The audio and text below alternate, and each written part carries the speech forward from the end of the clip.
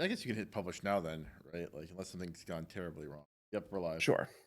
And I will have you hit the button. Yes. Right, transitioning out. Hello, welcome to some Derps Talk About Games. I'm your co-host, Mango. And I am your co-host, Buddy. And today we're going to talk about something a little bit niche. It's Gestalt variations in TTRPGs, specifically like D&D and Pathfinder. But before we do that, buddy, why don't you tell the folks at home what it is we do on this podcast? Well, on this podcast, we talk about games. And it has been a while since we've done a tabletop episode.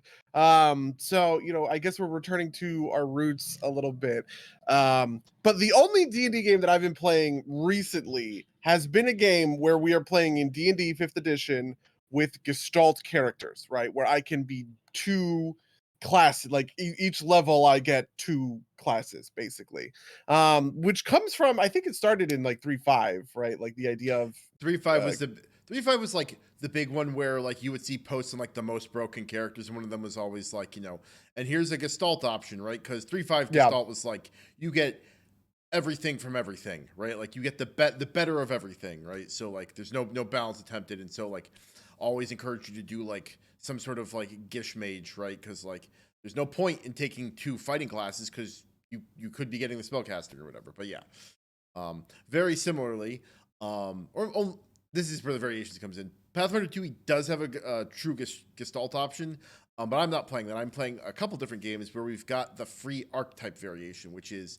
at every level where you normally get a class feat, you also get a free feat that you must take from an archetype, which is how feats or archetypes work in Pathfinder 2e. Normally they'd replace your class feats, but here you can you get a free one in addition. This is a very popular option. I know a lot, like the zeitgeist seems to be that like this is the way that everybody wants to play Pathfinder now, right? Is with the free archetype option. That's what it seems to be on like the forums and on like the various Reddits. That makes sense to me. Yeah, that reminds me of like the every other I want to say late in its lifetime D&D 3.5, everybody was doing the every other level feats instead of every 3 level feats, and that would eventually be codified in Pathfinder, right? But it's just like it's one of those small system things that just like feels better to play with. So like it kind of gets adopted. That makes sense to me. Yeah. But both of those are like sort of this idea of fusing, like two classes together, which is sort of the core of what like playing a Gestalt game is, like is about and what it's like. So yeah, I guess we're gonna fucking talk about it. You want to give me an overview about what that system looks like in 5e, because I'm not super. Yeah, I mean in 5e it is true Gestalt, right? It is when you level up, you get a level in both classes. Anything that is repeated, you only get the once, right? So, for instance, at level 4 or whatever the number is, where you normally get an ability score enhancement, you get one. That's it. But everything else you get multiples, right? So I have my character is a fighter monk. So I have all of the monk stuff and all of the fighter stuff kind of concurrently, right? Which has allowed me to do some very cool things, I guess. So I mean, so that's interesting, right? Because everything has so I play a 5e game, but it's and the system, I guess, would respond like, because there's no BAB, right? Like it's you have a proficiency bonus and you apply that to anything you've got proficiency in, and so I guess you just double the proficiencies.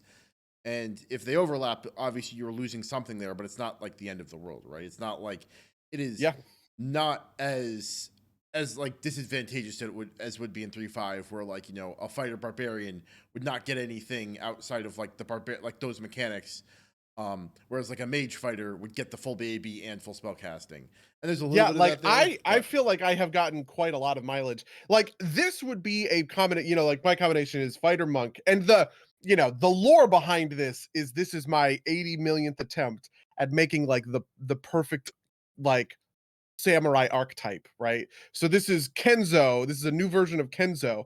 But so the idea is how like in like Rurouni Kenshin or whatever, like none of these anime samurai, they never wear armor. They're always wearing robes, right? It's like that because as a monk, you don't wear armor, you wear robes and you have your wisdom, added to your AC or whatever, right? And then you can also do like fun, cool samurai shit like jumping and the moving by using key points and all this other all this other sort of stuff. I'm also using there's a variant of um Is it Kensei there's for fighter or is it for monk? I think it's Kensei for monk, but there is also a samurai. So there it is Okay. the fighter subtype samurai and monk subtype Kensei. So I can use my katana as a monk weapon. And this is what sold it for me was the ability to use my katana as a monk weapon. For it would, like it doesn't work for my like flurry of blows or anything like that, but it's just like I can use it with my key shit and it activates in specific sorts of ways, right? And I expected to kind of feel a little like out of sorts because like, other people are playing other sorts of combinations. And by the way, I think somebody in our group has found an incredibly broken combination. Um What's the combination?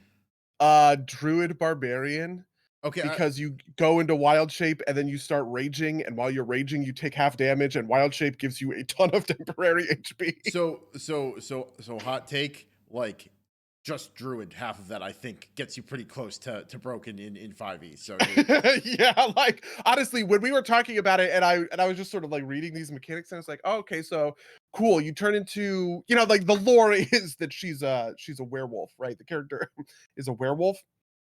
So she starts raging, which is the going into the werewolf form, right? right. And the werewolf form has the wild shape stats of like a saber-tooth tiger or something, just like some whatever Yeah. random.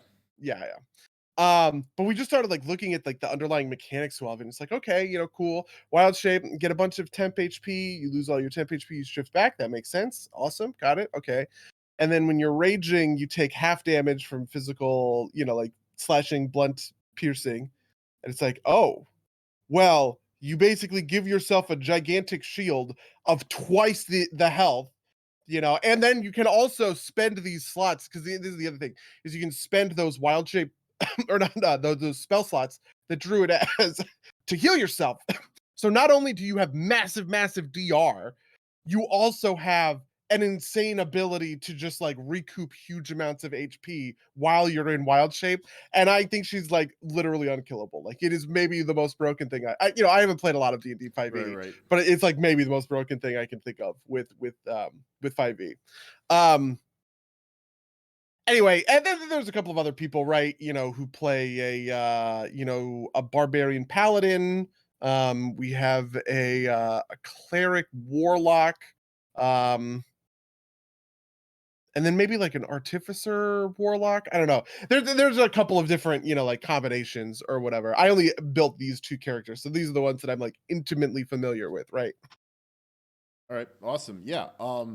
And just to give you the perspective from my side of things, my two characters are so I have built this character, but we haven't quite started playing with them yet because we started without Free Archetype and we're moving into it. So stuff there. But so I actually have three characters that I've built this way. I've built I have a cleric who was always a Hell Knight, and it's funny because once we introduced Free Archetype, he became more of a cleric because I could start taking cleric feats with him because I was spending them all on Hell Knight feats. And then in that same campaign, it's like an alternate character for complicated reasons I won't go into, but it's another cleric that's also Dragon Disciple, so he gets all the Dragon Disciple feats for free essentially. And one of the neat things about Free Archetype is eventually you kind of run out of archetype feats. So like that, the Hell Knight is also taking the martial dedication, and the sorcerer and the cleric is also taking sorcerer. But the whole point of that character is just to place as many dragon feats on top of him as possible, make him the most dragony kobold as possible. And then in the other game, which I've played a little bit more of and has like both things going for it, is or played more of it with the Free Archetype thing, is it's a swashbuckler with a sorcerer archetype attached to it. And this makes sense for him thematically because he's got like genie blood, and so like he's got the genie bloodline sorcery, and it like he's got like various elementally themed things. And one of the things I will say for the PF2e system, the PF2e Free Archetype system, is a lot of these things just give you more options rather than power, Mhm. which sounds like 5e, at least in like, obviously you've got some weird interactions there, but most of it seems to be like it's balanced by the fact that like, proficiency goes up and it's just a matter of applying it to more things, which gives you more options rather than giving you like stacked power, right? Like that was the thing about 1e and about like old 3.5 stuff is like, basically you had stuff on top of itself that like let you kind of like build up cumulative power. And on top of that, if you double like having more things would generally get you to more power faster, right? Like they're not like I know in like 1e, if you increase the number of feats, you just kind of get like more numbers faster. Whereas like in 2e and in 5e, I think that should be easy enough to keep track of. But like more things mostly gives you more options instead of more raw power. Which Yeah. I think works. Now you mentioned that your druid, the druid wild shape, has enough of interaction there that it feels pretty broken. Do you think in general, like how do you feel like the power level works in the It's interesting. I also think that the fighter monk is quite powerful, partially because I get to add sort of a bunch of free damage, right? Like part of what sort of underwrites monk is that you can be making free unarmed attacks a lot, right? You're spending key points, using flurry of blows, you're making these free unarmed attacks. And all of that is okay. Like all of that is pretty good, but like, it's kind of pennies in the grand scheme Right. of things, right? Really all I'm adding is a little bit of base die to the fighter weapon because like normally if I'm a monk, I'm attacking with my unarmed strike, and my unarmed strike is like a 1d6, and then I get a free unarmed strike on top of that, which is another 1d6 plus whatever, right? The real difference when I'm doing fighter monk is that first attack is a 1d10 because I'm using this katana, right? And so I think that's like, to me, that's minor, because if it was a more major if it was a more major number, then it would probably like stretch into that broken territory. But the difference between a 1d6 and a 1d10 is like it's like 2 points of damage, which I just think is like ultimately not all that much, not all that, like not all that impactful kind of thing. But the bigger interactions that I think have been more powerful are where the kind of active abilities that I have on one side or the other can kind of mix together. So for instance, being able to use the key stunning fist, whatever feature, that like a monk has. That's something that a warrior, or I'm sorry, a fighter just has no opportunity to use, right? So there's a lot of power in just like the ability to um sort of find answers to problems in one class or the other that your other class wouldn't have had, right? I've been able to do stuff with movement speed and dash actions and disengage actions, right, that I wouldn't have otherwise been able to do, just because as a monk you can use that stuff as your, to like dash in a move action or whatever else. Or conversely, right, like I can uh as a fighter, I can use action surge, right? Which gives me a full extra action on my turn to use it to pump extra flurry of blows into somebody. That's like a powerful sort of like burst action. But that's like once a day. You know what I mean? So that's kind of what I feel like I end up with, I guess is what I would say. Okay, awesome. Yeah. And kind of similarly on the Pathfinder side of things, um, like the big thing in Pathfinder at least is that everything's very constrained by like the 3 action system, and so I find that most of what I'm doing is I'm doing one thing for one and one thing for the other, but I've got the options for them, and kind of like you said, right? Like you've it allows you to have opportunities to do things, just like have options in different situations and find different places for them. Um, uh, and I think there's a lot of utility there, but at least from where I'm standing, a lot of the like there doesn't seem to be like, especially so free archetype doesn't get any of like the right along kind of like base stuff, which is where I think a lot of your passive kind of bonuses come from. Um, Mhm. and so I'm missing all of that on the archetype stuff. Um, and so I think it's actually it's more about like kind of like getting the flavor in, right? Like my character is primarily a swashbuckler, right? He fences, he does rapier and dagger, although his dagger is like a witch knife, which is like a genie theme thing. And every once in a while he pulls out the magic, right? Like last session, something flew up to the ceiling and I couldn't stab it, so I hurled the fire. I hurled a fire cantrip at it, type of deal. And then later on, like there are buff spells that I think I'm gonna pick up, but that's all kind of like secondary to the to the core character concept. It really helps build out the flavor and the concept into something that's more interesting without having to like do a lot on the power curve that like would make, like, we're playing pre-published adventure paths, so like are you playing in a custom campaign? Yep, very custom. So there's a lot of I guess I would say interactions that aren't like legal, like aren't like by the book. Right. I mean, and the other thing there is that like if you guys are tearing through content too hard, right? Like you adjust the numbers, right? And your GM can like just like probably pull a higher level thing out of the book. And he's taking that into account when he's building the campaign. Yeah, I mean the GM, our GM is named Joey, right? He's a friend of ours, and I think he does a good job of this thing that I've talked about in previous casts, where like I sort of think that the right way to GM stuff, a lot of the times in RPGs, is to make it about a sort of plots based stakes thing rather than just like is my party going to get TPK'd, right?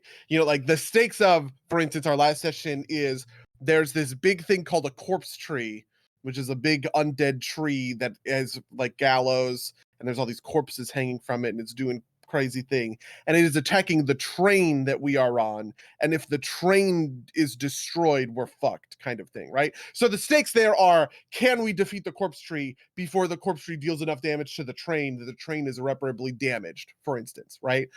It is not, can you DPS the corpse tree down before you die, right?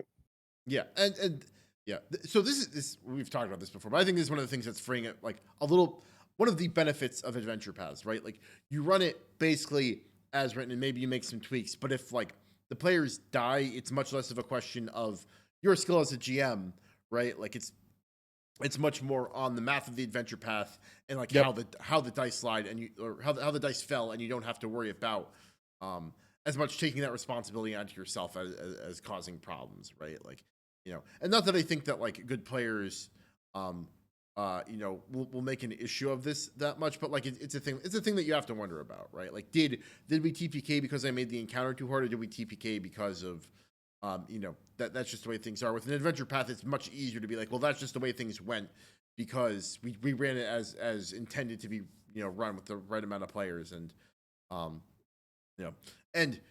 but the flip side of that is when you add in unexpected variables, right? Like when you give people free archetype, or you give people Gestalt, the adventure path is probably going to be undertuned for that. And so you're going to have to make adjustments. And if you're building it from scratch to account for that, it's a little bit easier to account for rather than trying to have to backwards engineer and rejigger the math for the adventure path type stuff. So I think that's like a very kind of important thing when considering this, right? Like I would not tell anybody to take a pre-published adventure and throw Gestalt characters at that, because it'd probably be way too easy. You'd probably want to bump it up. Probably like, see, 5e's tough because it's, what is it called? It's like constrained. Actually, this would be tough with 2e too. I wonder how I feel about this, right? Because like you're not getting, like, you can't just level up in either case, right? Because maybe you could in 5e, because 5e there's much less power differential between like a level 1 thing and a level 20 thing, right? Like yes, there is some, but like it's like they call it like bounded accuracy or whatever, right? Like there's like your proficiency bonus I think goes from like +2 to like +5, right? So like that's not a huge difference there. And so leveling things up, you'd probably be a little bit safer, right? Because like it was something that they had good tools for. I use them all the time in 3.5 because there were, and like Pathfinder, you can also inherit this, because they're templates, right? Yeah. Where you can just say, oh, this isn't a kobold, this is an advanced kobold, and the advanced kobold has +2 hit dice, so plus a couple of points of HP. You give them. I loved this template. I use it all the time. They get +2 on all their attacks, damages, and saves. Right. So it is, two rounds of hit dice and +2 on all their rolls, basically.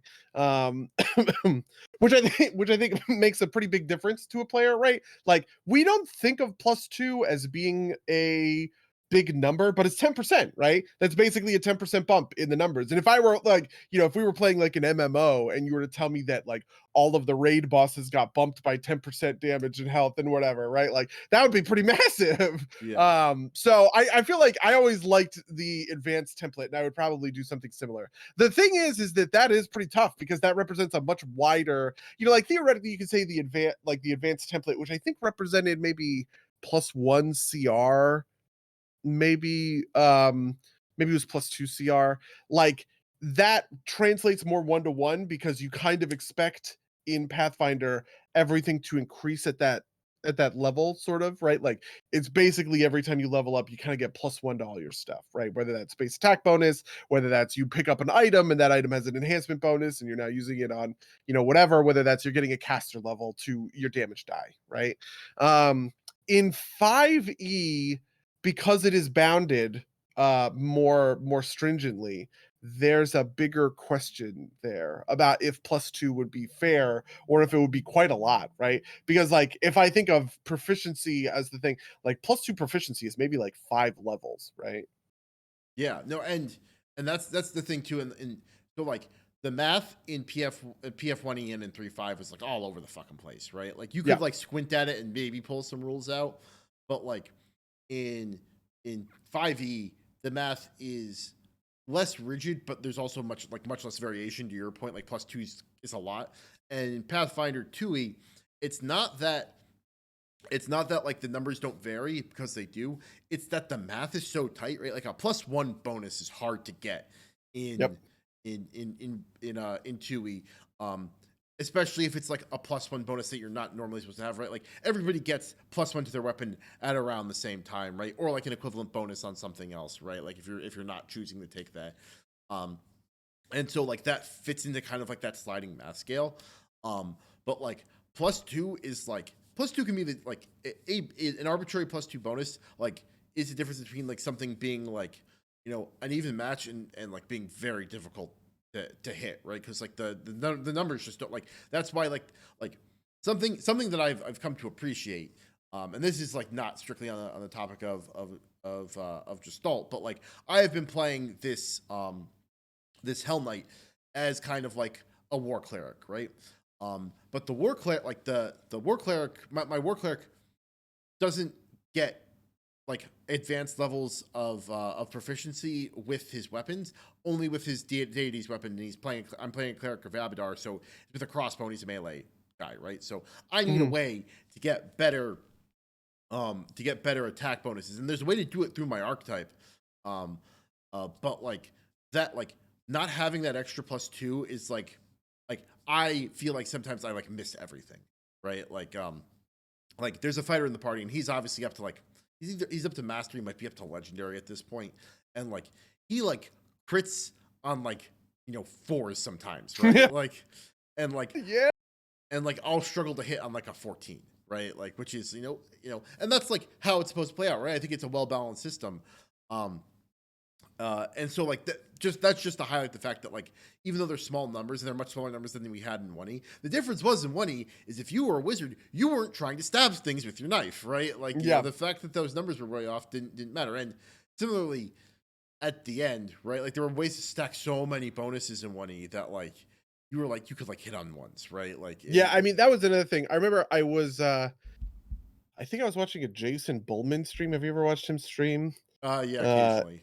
Yeah, so I was watching a Jason Bullman stream. He was talking about this, and he was talking about one of the things that people don't realize, or that they kind of didn't realize when it came to Pathfinder 1e, was because he was specifically streaming Wrath of the Righteous when I was watching this, and he was talking about how Wrath of the Righteous has a pretty contained feat list, all things considered, right?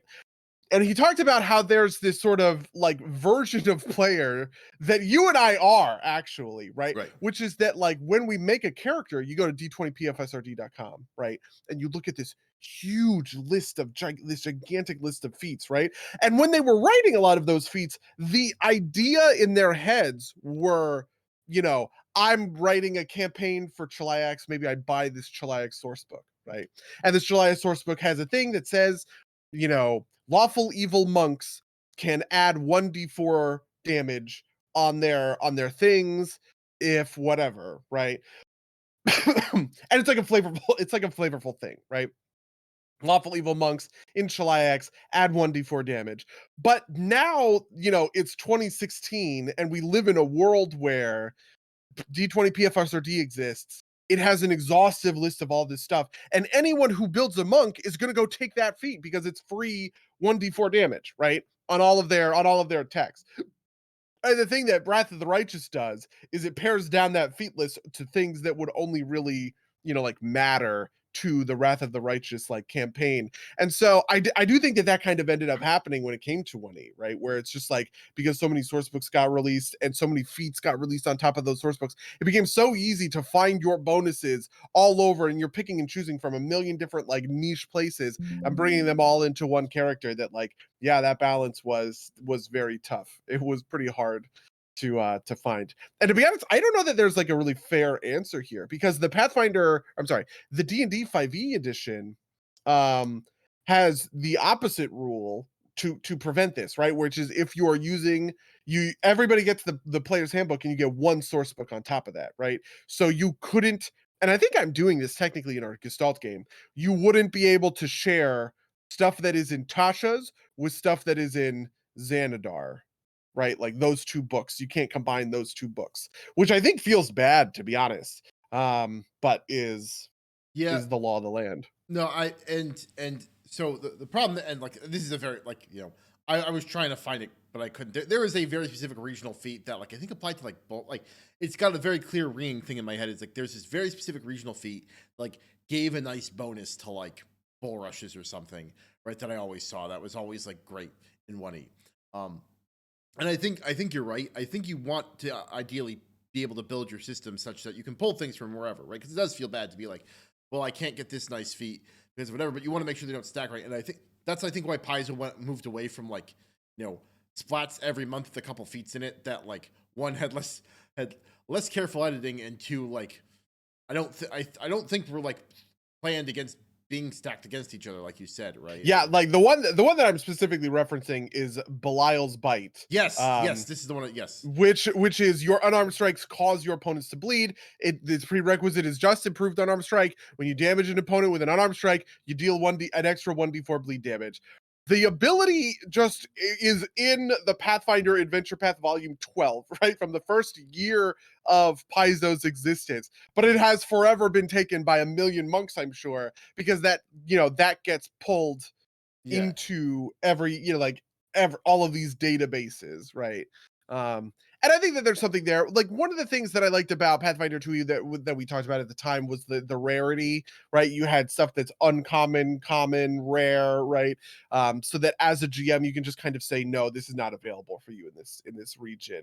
And I feel like that's like maybe a pretty fair solution.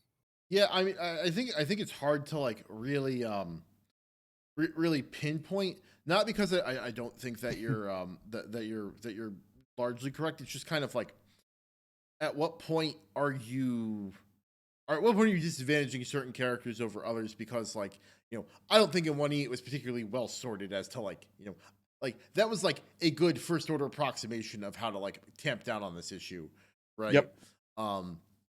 But I don't think it was a good kind of like second order approximation. Also, like, you know, there's always something that sucks about being like, oh, like I have this grand character concept and it really comes together with these feats, and being like, no, because that makes your character a little bit too good, right? Like it's like, I will forever, like one of my favorite things is I ran a Wrath of the Righteous campaign, and we didn't get super far into it, but one of the players didn't even like go into all the splats. He basically just took every multi-shot feat that he could, right? And like they were all like, half of them were in the core rulebook, and he was a inquisitor, and it was Wrath of the Righteous. So it's like, you know, his favorite enemy was demons or whatever. Yeah, demons. Yeah, he had Demon Bane, Yeah, right? Demon Bane. So he had like, and his that's a mythic campaign. So he had like his mythic path was like an extra Oh attack. my god. So he had like 6 attacks around with And like each one of them deals plus 2d6 damage. Yeah. Holy fuck. And that was like all core, like it was like 90% core stuff, right? Yeah. Wow, that's actually kind of funny. Yeah, see, this is the thing. I feel like Gestalt is this is my bottom line on Gestalt, I guess. We can, you know, we can get there. I think Gestalt is an incredibly cool and interesting tool to allow someone to express, you know, not even weird, but just like a little off the beaten cut, Yeah. like the beaten path sorts of like builds and ideas for their character, right? Like this idea of a samurai who runs around with only a katana and just in robes. That's like very iconic, right? But you couldn't actualize that in a D&D game under normal, like under super normal rules. It's like it's hard to sort of like claw that out of the rules. And the best way to actually bring it to the fore is with Gestalt. And you combine, you know, fighter and monk to make this version of the samurai I did. Or, you know, like this version of the werewolf, right? Where the werewolf is it combines the raging, you know, kind of idea, this uncontrollable thing of the werewolf with the idea of taking on a bestial form like a druid does, right? Like the perfect iteration of that is combining barbarian and druid with Gestalt. I feel like looking at Gestalt and looking at it just like purely from like a numbers perspective, purely from like a power perspective, anytime anybody does that, I would say, no, we're not doing Gestalt for this campaign. But if somebody were to come to me and say, I want to play a, you know, I don't know, what's another, some other archetype that could be, you know, actualized this way, I would be down. I'll give you a good example, because this is like, so my other character that does not have free archetype, I've just been taking like using the standard archetype rules for is in this vein, right? Like my and I talked about this, I think, when the Advanced Player's Guide came out, which is I think that when 2e really kind of hit its stride, right? Yeah. The concept I came in with was Punch Wizard, which is like, you know, it's kind of silly and whatever, but I've got like a character backstory for it, and it's a wizard that like delivers most of his stuff through punches, right? Like I don't get a lot of like the mage's kind of like spell punching stuff. But I do like, you know, I took the it's the martial artist archetype, which lets me punch things, and he's a wizard, right? So he's like running around in his robes, and he gets all full 9 levels of spell casting from his wizardness, and then martial artist makes him, you know, competent enough with his punches that he doesn't have to worry about like missing things, right? And similar, like he uses like mountain stance to like get armor up, and so that like the only way to like really realize that is with something that'll like give you those extra pieces. And I think to 2e's credit, you can accomplish most of that without the free archetype, but the free archetype lets you also still be a wizard in some right? Because that was one thing that I always felt was like kind of lacking with my cleric Hell Knight, is he felt mostly like a split personality, right? Like sometimes he was a healer, sometimes he was a healer that did a pretty decent job, and sometimes he was like a pretty mediocre fighter. Whereas when you have the extra feat access, I think you can kind of get a little bit more of both, right? Like I can pick up a couple more feats in the cleric side that like really feed into that warrior focus, because war cleric is one of kind of like the core fantasies that that Pathfinder 2e wants to enable with the cleric class. Yeah. And so taking up the feats from the cleric side that enable that really helps out the Hell Knight side. And so I like I said, I think there's a pretty bang up job done in the base rules, but I think the free archetype just kind of like lets that flow more. So I definitely agree with you, right? Like it's also one of those things where it's like I think in Pathfinder 1e I wouldn't do any Gestalt stuff, just because I feel like 1e did a very good job at just like defeating this problem. You know, do you know about, I watched this video on cryptocurrency, like proof of work, where it's just a brute force solution to this like dumb problem. That's kind of how I felt like Pathfinder 1e did. Instead of creating a sleek system for multi-classing, right? Which this archetype system that you're describing probably is, right? That's pretty sleek, pretty elegant, pretty straightforward. They just attack the problem with raw numbers, words on the page, right? It's just, listen, if you can think of a fucking archetype, the odds are there is some class in the game that fulfills that archetype in about the way that you want it to. You just gotta look, you just gotta read through 100 like fighter archetypes or whatever, or like some, you want the gunslinging wizard. There is a specific wizard archetype for that, rather than being like exactly. And like some of this is honestly just in the classes themselves, right? Like one of the things I've always wanted to do in any D&D game is play like a very martial focused druid, right? That is not about spellcasting, that it's like mostly about just like getting in there with a full BAB and fighting, right? And they released that. It's the shifter, right? It's just that they just released that class. And when you have 10 years and dozens of mainline books and dozens of source books, right? You could just kind of brute force the problem into submission. But I think in a world where, D&D 5e releases one hardcover book every year, and it is like, you just sort of have to find ways to allow folks to play, if you want to be a beguiling spellblade and you want to combine illusionist and rogue, right? You can do that with Gestalt, right? Yeah. Or if you want to play a sniping archer who's like powerful with a bow but is also getting sneak attack for being hidden, you can play a ranger rogue, right? Or any other, I'm trying to think of off the top of my head any other of these sorts of kind of like iconic interpretations of characters. Yeah, I mean, and the basic one, I think the very basic one is like the warrior wizard, right? Of some like your standard kind of like fighter wizard, right? Like so like much spell blade, that kind of thing. Yeah, spell Magus, blade. I guess. Yeah, and like 5e has some support for it where it's got like it has like martial like the magical classes usually have like a martial subtype, and the martial classes usually have a semi-magical subtype. And like and 2e solves this by like doing Magus again, because like it's like you like maybe you kind of want a bespoke mechanic to really marry those two things together. But Gestalt kind of like lets you do that a little bit more ad hoc in a way that makes sense. They really just did Magus again. I haven't paid enough attention to 2e stuff. Yeah, so Secrets of Magic, which came out last year, has Magus. Okay. And Magus and Summoner are very limited spellcasters. Like they don't have a ton of slots.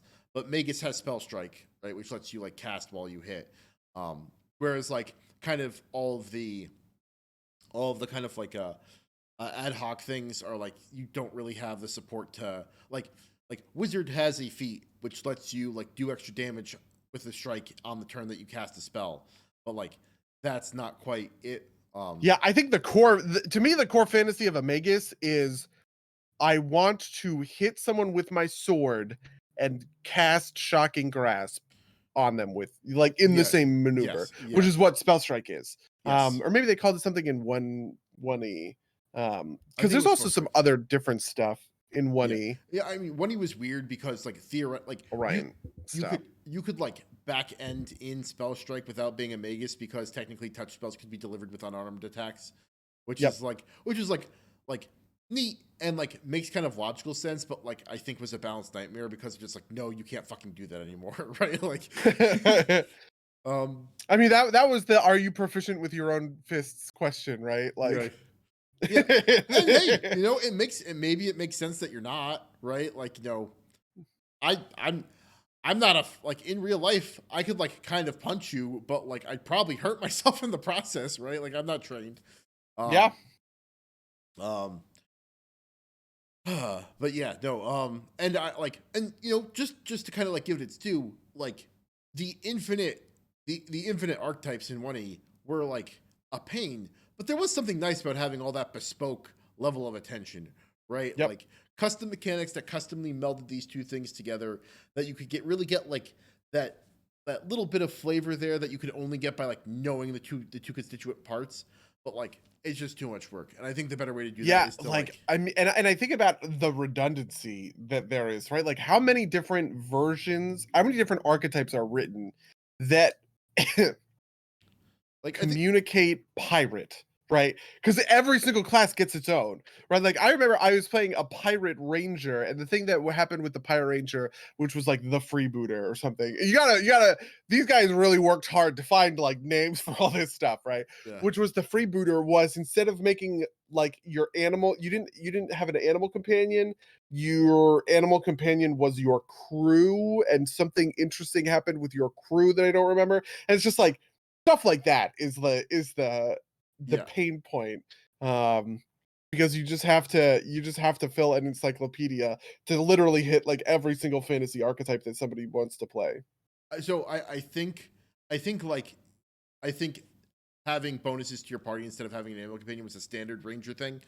So it wasn't that far afield, but like, they're like, you're right, right? Like the one that always stands out in my mind is like when they released the book with the guns in it, right? Like every class got like and this class but with guns archetype, right? Like, the spell slinger, the big game hunter for rangers, right? Like there was like there was so much there, and like you're right, like I remember like there's a couple like grenadier is like two different archetypes that they accidentally overnamed each other, and they're both archetypes for alchemist. Yes, that's absolutely true. Yeah, so for the freebooter, instead of getting Hunter's Bond, they get Freebooter's Bond, which is and this is the stuff too, because you have to differentiate it, right? You can't just do the you have a bond with your teammates or whatever. No, no, no, no. The Freebooter Bond says you have to use a move action to grant your allies like within 30 feet a combat prowess to their attack rolls only when they're flanking with the freebooter, which is just like, like all of these hoops you have to jump through in order to like, it's a little different. It's not quite, Hunter's Bond, right? Like, and I just feel like everything had that, right? Yeah, I mean, Um, and I think the best version of like this archetype model is and this is something I really credit Paizo with, is like fucking Cavalier doesn't need to be its own class, right? Like it's just like, it's because you need to be like have a knight on a horse because that's like such a core fantasy archetype, right? You need to have that somewhere in your fucking game, right? And so you just make it an archetype, right? Like, and so like you can go to Cavalier, you have a horse, and you can do horse stuff, right? And like you don't have to worry about it. Or you don't have to worry about building a whole fucking class about like flying banners. But you have to give them some mechanic, right? We can't just we can't just give the fighter a horse. I mean, I would go to bat for Cavalier. I like Cavalier quite a lot, but I do think I agree with you, especially, in comparison to some of the more like you can tell they got better at this stuff over time, Yeah. which is natural. Everybody, like iterates, I'm sure, as the design sort of coalesced, they figured out that Cavalier, which was maybe in one of their first 2 or 3 books, right? Was sort of a swing and a miss compared to something like, you know, I don't know, the multi-class like Blood Rager or whatever. Right. Anything from that era, I think those were all like really well done in comparison. Except for Scald. Fuck the Scald, which also should have just been an archetype. You're probably right. I mean, I like the Scald a lot, but like, you're right. I'm not gonna say you're wrong there, right? Like, I don't even remember what was the Scald. the Scald was supposed to be like a barbarian bard multi-class right, type thing. Barbarian and Bard.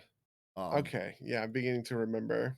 and like, I mean, the problems Because there. their songs were raging, and Yeah, they would do their buffs were giving rage. everybody rage. I now remember. Yeah, yeah, yeah, Yeah, okay. I mean, and it was like not as great rage, and the problem was is that like I think it had, I can't remember off the top of my head, but it had to be weak enough that you could justify not taking away the spellcaster's ability to cast, or the spellcasters didn't want it because they couldn't fucking cast while they were raging. That was like kind of like the core intractable. Yeah, I mean, and there. this is just like a normal thing, right? Like, I think the Bard itself is always a hard thing to balance around, because I remember this is a thing in League of Legends. They used to talk about this, how buffs to 5 players are, you're magnifying the value of that buff by a lot, right? So, if you think about getting Dragon in League, right? That represents 190 gold for me individually, but it represents about 1,000 gold for the whole team, right? 950 gold. And boosting my gold count by 950 at any point in the game is huge for my team. That's like a huge advantage. And that's the kind of thing that's always tough, right? Like it never translates as well as you want it to. Yeah. Yeah, yeah. All right. Well, um I don't know. I feel like we're kind of like petering out here. Did you wanna do you have anything else to talk about with this You Gestalt know, we talked I've about? hit all of the important points, all of the stuff that I wanted to talk about when it came to Gestalt. I've I've hit on, I guess I want to say. My last thing, do you have any things that you would want to like make in good like do you have any like concepts that you feel like, oh god, I want to do a Gestalt of this thing because I feel like it really hits that mark? Um I like I said, I think I've been able to like hit a lot of that with the tools that I have in 2e, right? Like the big one for that was this punch wizard, and I was able to build him like in 1e, it was always about trying to do it without anything gestalt wise, right? And that was always like using weird rules, like figuring out how to like give a wizard unarmed proficiency or like proficiency with a gauntlet, which would have been close enough, and like giving him an armored skirt because technically that gave you a +1 without requiring a proficiency or whatever. Whereas with in 2e, right, like I built this character and it was fairly straightforward. I took a I started with a racial feat to give me an unarmed strike, and then I took the archetype to like make it a little bit better, and it had feats to like give me armor class while being unarmored, right? And so that was good enough for me. Um, and so um, I always have like a thousand different like kind of like little things like this, but like um I think the PF2e free archetype thing captures most of it, and even without it, you can get a lot of the way there. Um, without a problem. Um, Lou says, "Oh hey, you have chatter in Discord." I don't know what that's a reference to. I you know, I started looking in Discord to see if anybody had like shown up and started chatting. But I didn't see it. So I don't know. So like a couple weeks ago, Charles or friend of the cast Charles wanted to jump in. Our we posted it to the in promo. Night Vanguard Discord in the promotions You must have channel. posted it to the promo channel. Yeah. I think it is I think it's like linked or whatever. Ah, I see. Um, but anyway, since we got a little bit of an extra of so I'll reflect the question back to you. Did you have a character that you really wanted to build with this that wasn't Honestly, the big one was was was the samurai concept, but I've definitely thought about some of these other ones. One that I always really wanted to go for was like I feel like Paladin has a lot to gain from like classing around, especially into something like sort of getting like a nature focused paladin like druid. I kind of like the idea of a druid that is in wild shape smiting stuff like a paladin, right? um or oh yeah another one that I've that thought would of. be a good way to Sorry. back. I said that would be a good way to back your way into like Warden, as like like because that's Yeah, the thing that's on this actually from like 40. exactly what I'm talking about. Um Yeah, I so so kind of yeah. in that vein, I am waiting for Paizo to put out the new like it's got like the good champions and the evil champions. I'm waiting for the neutral ones because like the character that's the Hell Knight, that's the Hell Knight cleric, he's really a lawful neutral champion, a lawful neutral paladin, Mhm. but that doesn't exist yet, right? So I have to be a cleric. And like paladin Hell Knight makes a lot of sense, right? Like it feels like it's Yeah, I built mean, towards my stance on this has been rock solid for years. I think paladins should be divorced from. I mean, they should be divine, but to me, paladins should be all about alignment, right? Like, and yeah. it should be all of the alignments around the circle. So you are a lawful neutral paladin and you're a whatever, right? Or you're a chaotic evil paladin and you're a whatever. Super Anno in the Discord says monk is the hardest I find a multi-class in 5e because they get many benefits of different classes and monk only upgrades as well. It's hard to find the right level balance even on paper, like 3 or 2 or 4 to 1. It doesn't make sense for a monk. And I actually kind of like feel that. And I think this is one of the things that Gestalt gets right, that multiclassing feels weird to do because as like when you're walking up the ladder when you're multiclassing, you have to do this you have to do this sort of like dance where you are picking up features that are kind of intended for a lower level character for you, right? So like for instance, I would say a pretty core feature of something like Druid, it kicks in, like these are things that kick in at level 4 or like 5 or 10. But if I were to try and hybridize via multiclassing Paladin and Druid, I would have to walk both of those up, and I'm at level 10, but I'm at 2 level 5 classes, if that makes sense. Yeah. And this is where I kind of feel like multiclassing has like eventually sort of fallen off for me. Outside of a system that is built around it. So for instance, the Star Wars second edition, so not the Saga edition, but the one before that, which was kind of like it was D20 or whatever. That was always built around prestige classes. The real power in that system came in all of the different prestige classes that you could pick up, right? And it was just about finding the most efficient way to get yourself into those prestige classes, which was also kind of true more or less in 3.5. I would say like that was very true in T5, that like you were leaning on prestige. It was I just mean it was really true in Star Wars, right? Like Star Wars was basically figure out a way to prestige class, look at what on the horizon you want your prestige class to be, and find the efficient path to get there, because that's when like the game like kicked in essentially. And I think in that sort of situation, multiclassing can work out well, because like you're doing it in service of this greater goal of getting your 10 levels of, whatever it is you're looking for, Jedi duelist, right? And you're just like a fucking nightmare god with a lightsaber. But otherwise, I sort of prefer like archetyping and Gestalt as options.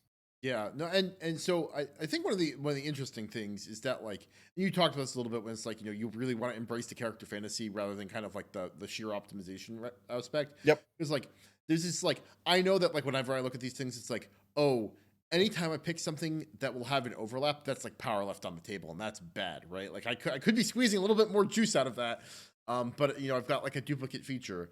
And that's I will say that I do think that there is one small flaw in that logic, right? Which is that I think you can create, and this sort of happened to me with the fighter monk, because I am already a melee DPS guy, right?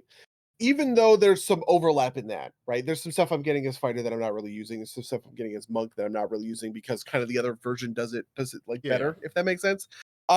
There's something to be said about the kind of multiplicative effect of doing both at once, I guess, if that makes sense. So it is less about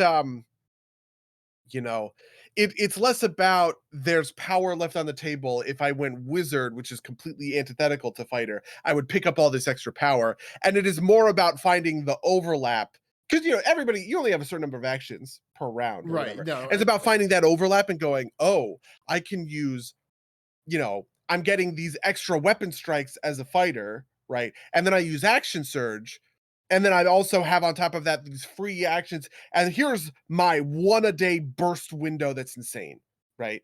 Because each of my individual attacks with my monk weapon are however much damage. And I'm getting this free attack, a bunch of unarmed strike, however much extra damage. And I repeat that whole process with action surge, however much damage. All of that like creates a really powerful, like in WoW terms, you would call that like a cooldown window, right? Like a burst window. Yeah. That is about finding that the Venn diagram overlap of how do these things, right? Like where are they specifically synergistic in the way that they overlap, rather than kind of you're leaving power on the table because monk and fighter both give you this thing, whatever it is, proficiency in con saves or whatever. Yeah, no, I think you're probably right there, right? It's like, yes, theoretically I'm getting more power by diversifying, but like it's also like you can't use it all at once. So I think you're right there. I will say though that I like the PF2e system because like there's less of that, right? Like there's like I occasionally have issues where it's like if I want to take Mauler, right? Mauler's like the two-hander archetype, right? Yep. If I'm already on a class that kind of like gives some of those base like the dedication feat usually gives you kind of like proficiency with everything, and like if I'm already a fighter, right, like who cares, I already have access to all of that. But that's also like much less of an ask, if that makes sense, right? Yeah, like I also like the idea of a splash more than just like a raw, like in Magic the Gathering we talk about splashes, right? It's really common when you're drafting, like limited, you're doing like booster drafts to splash a color where you only have 4 or 5 spells and you only have 4 or 5 lands of that color. And it's just like, just a sort of these are a couple of powerful cards filling out the deck, right?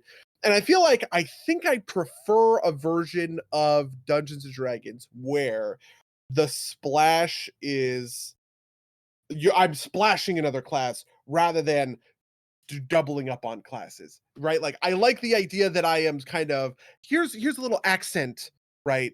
You know, that's not the full thing, but it is enough of it to just like I think put my, like put my own spin on it. That feels good to me. that's, I mean, honestly, that's PF2e, right? Like Yeah. that's even base, right? Even without free archetype. Um, and I know you haven't played a lot of it. Have you played any of it at all? I Actually, have not played any of it. oof. Well, at some point you should get yourself into a 2e game, because it's good stuff. And I honestly, I think it's only getting better.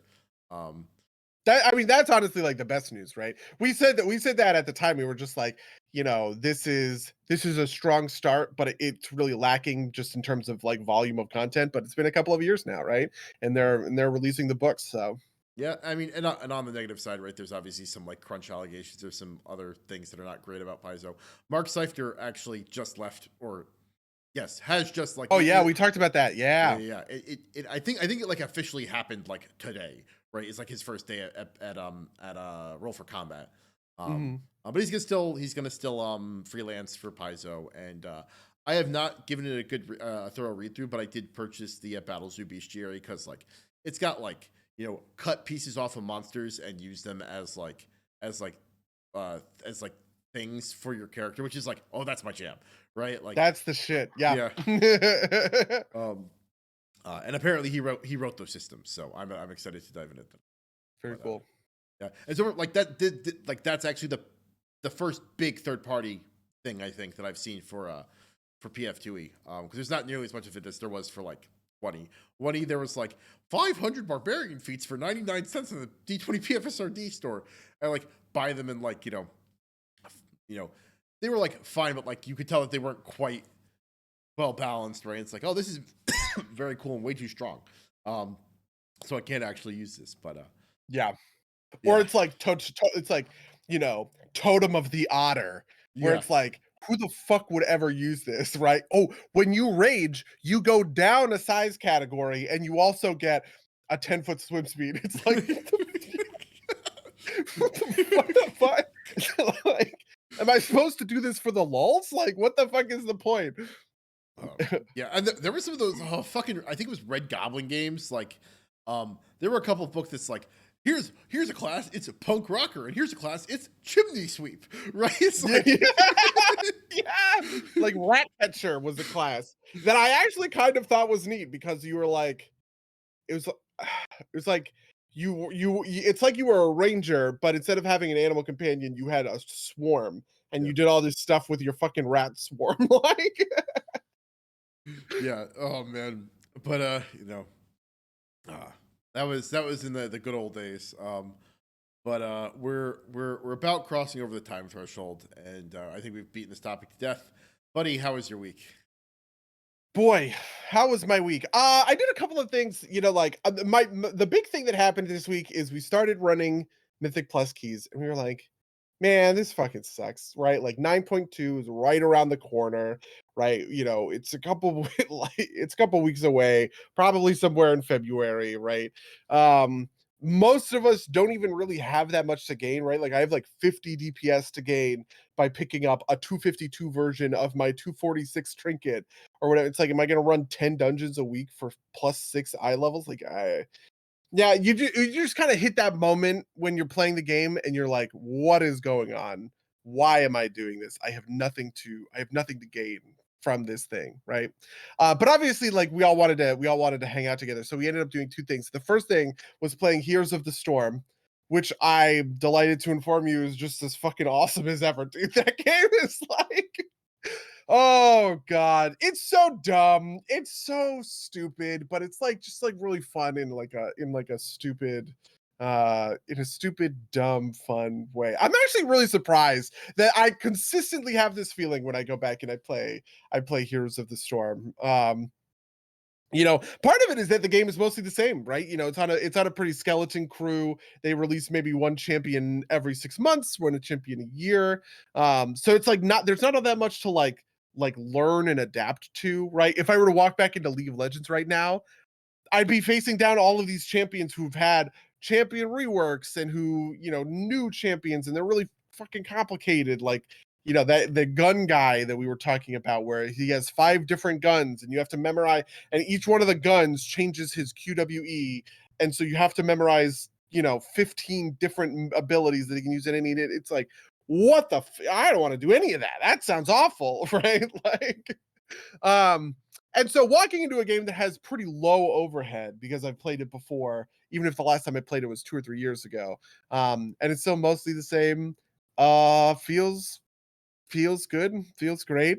The champions that I thought were really dumb fun continue to be very dumb fun. The maps continue to be very dumb fun, which I also enjoy, because it's like another part of the puzzle that I think makes Heroes of the Storm work is, like the map based objectives. And just like getting there with a bunch of people who haven't played the game recently. Nobody's doing like the meta slave thing, like that that's just a recipe for success, is what that feels like.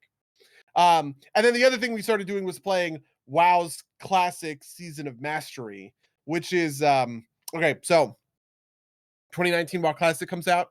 It is just no changes.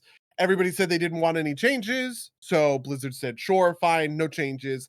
Now it is some changes, little changes actually, just a few. So when the Burning Crusade came out, they also released what's called Classic Season of Mastery. Classic Season of Mastery is an abridged version of the classic cycle, so the whole thing cycles over a year. And they got rid of a bunch of stupid stuff that nobody liked, like spell batching, which was an old system for like basically, God, how do I explain spell batching? Spell batching is like, imagine all spells have to get on a bus in order to actually be cast, right? So every 60, frames, essentially, there is, no matter where your spell gets cast in that, it gets on the bus and then it fucking casts off of the buffs. And they immediately got rid of this because eventually broadband internet made it fast enough that you could do this. But it was an old version for when you had to play WoW using a dial-up internet connection. That's gotten rid of. World buffs have gotten rid of all this other sort of stuff. You can't do the thing where you're just permanently slowing mobs and kiting them around in dungeons anymore, which was a pretty popular tactic. You just bring a bunch of mages into a dungeon and they all permanently slow it over and over and over again, until things die, which is very dumb, but an efficient way to level. But the big thing that they changed was they added this thing called the Soul of Iron, which is essentially hardcore, right? You go to a guy, you say, "I'd like the Soul of Iron buff, please." And if you haven't died, he puts the buff on you. And when you die, you lose the Soul of Iron buff and you get a debuff that says like defeated soul or something like that, right? So it's essentially just hardcore mode. All it does is track whether or not you have died and display that on your buff bar. We decided to get together, the 5 of us, and so first it was 3 of us, and we were doing Season Mastery. We're doing hardcore mode. We're having a great time. We're all leveling night elves. We get to level 10. Everybody has a level 10 class quest.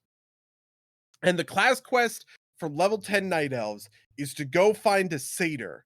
Now, we didn't read the quest text on this. So we walk up to the satyr, we attack him, and he instantly spawns 6 copies of himself that start beating the ever-loving shit out of us. All 3 of us die. And we read the quest text and reveal that you're actually supposed to stealth up to the satyr and pickpocket him. You're not supposed to attack him, because when you attack him, he summons these fucking minions and he kills you. So that was the first time we died in our hardcore run. We re-rolled all of our characters as undead. We picked up 2 more so that we have a true dungeon group now, right? In classic, the undead could be warlocks, mages, rogues, warriors and priests. So we have a priest healer and a warrior tank. And we just started questing through Tearsful Glades, and it was very stupid and dumb because obviously these fucking like dark hounds are not supposed to be killed by 5 people. So we run up to these dark hounds. Everybody gets 1 global auto attack off, and it fucking dies because it's supposed to be a challenge for 1 person, not 5 people. But the thing is that the quests are written such that like when an item drops, only 1 person can loot that item. So if you have to get a vial of Darkhound blood, you have to kill, if you have to get 6 vials of Darkhound blood, you have to get 30 vials because there's 5 people in the party, which means you have to kill like a genocidal number of Darkhounds. And that turned out to be pretty fun. Who knew? Running around killing shit with the boys is a good time. We're now level 12. We've beaten the world record. We're a world record level 12 with the Soul of Iron, and we're gonna see what we can do. The plan is to eventually get into some dungeons. Wait, are you actually the only people at level 12 with Soul of Iron? No. Okay. No. The world record for us is what okay, yeah. I was gonna say, like, what, are you kidding me? The world record, which happened over the weekend, is actually 38 people killed Ragnaros without dying. Which is 4 months after release. It was called the Road to Ragnaros. And they had a couple of failed runs where they wiped and I had to pre-level the character from scratch. Yeah, start over from scratch. The reason this is because part of the changes is they added mechanics to the raid bosses, right? So all of the raid bosses have double the health that they originally did, and they have more mechanics. So like you could actually die to shit now, whereas before you basically didn't, because most of the bosses were just like tank and spank, don't stand in the fire, that's it. So I remember that being particularly hard, is to get people to not stand in the fire. I remember classic. Oh man. I also, so like back in those glory days, right? Like I remember being like a level 58 and some raid group being so hard up for fucking healers that they pulled like my level 58 priest ass. And it's like, nice. It's like, just heal the fucking main tank over. That's your only job. It's like, okay, I'll spam Braider heal. Yeah, dude. Oh god. Yeah, so those are like the 2 big things. The other thing that I've been doing is playing Anno 1800, which is a game that I bought on Steam a long time ago. And then it went exclusive to the Epic Store, but people had already purchased it on Steam. So it's now like unlisted on Steam, and I don't think you can buy it now, but I've been playing that. It is a city builder about making number go up. And honestly, the most frustrating thing about it is that there is no global like supply and demand charts where I can just see, okay, how much of the thing am I producing? How much of the thing am I consuming at any given, rate or whatever? I can see that for individual cities, but like part of the appeal of that game is that you're setting up colonies on these different islands. So I might set up a guy on an island because the island has red peppers on it, and I want to farm red peppers, right? And I want to take those red peppers and I want to bring them back to my main city. But if I look at my red pepper intake on my main city, it says 0 because I'm not producing any red peppers. I'm shipping them from the other island. And even though the game seems to be built around these shipping lanes and the idea that I am using colonies to ship stuff to a main manufacturing center, as would be, you would assume, because it is Anno 1800. Right. And this sounds like colonialism, right? Like, yeah, it is just raw colonialism, the fucking game, right? It just won't show me that number, so I have to go look at the one city and look at the red pepper number and then go and kind of intuit, because this is the thing that's also frustrating about it. I can see myself consuming red peppers, but if I'm consuming red peppers, it won't show me at negative red peppers. It'll show me at 0, right? Because I have 0. The chart doesn't go below 0. So I can't see that I am consuming, let's say, 6 red peppers. I'm at negative 6 red peppers per turn. Not turn, minute, who cares? Whatever the number is, right? So all of that sucks, and I fucking hate that. But otherwise, the game is great, and I'm having an awesome time. It's just like... I was having an argument with somebody the other day, not too long ago, where we were talking about whether or not it would be fun playing WoW via spreadsheets, right? Where you get rid of all the lore, you get rid of all the, it's just all your spells are spell 1, 2, 3, 4, and 5. Your passives are passive 1, 2, 3, and 4. Your class is class 1, 2, 3, 4. You play a formless white blob, and you do all of the same stuff that you do in a WoW like fight or whatever. And somebody said that just sounds like spreadsheets the game, and that sounds really unfun. And I said, yes, that does sound really unfun. And then I went and I realized that I play plenty of games that could be accurately described as spreadsheet the game, because any paradox, strategy game fits that label, and any So weird esoteric mechanic in Stellaris that I could sit down and explain, but is really fucking stupid, also basically fits that label. So there is I think something there because like there's a couple points to this, right? Like one, this was like a thing that happened because in Marvel vs. Capcom Infinite, I think it was like that was like the first like post MCU Marvel vs. Capcom, and you know who was really popular in Marvel vs. Capcom 1, 2, and 3? The X-Men. You know who wasn't in Marvel vs. Capcom Infinite? The X-Men, because the MCU didn't have control over them, right? And Marvel didn't want to promote them. And so the poor community manager, a position I'm sure you can relate to. He's like some FGC guy. He's like, it's no big deal. We got another character that's got like the same, like he used some like term. It's like same form essentially, right? Has the same basic move set, right? It's like if it's not Wolverine, right? Like you're missing the fucking and it was like yeah, we get it. You have to say that because this is your fucking job, but like don't fucking like pee on us and tell us it's raining, right?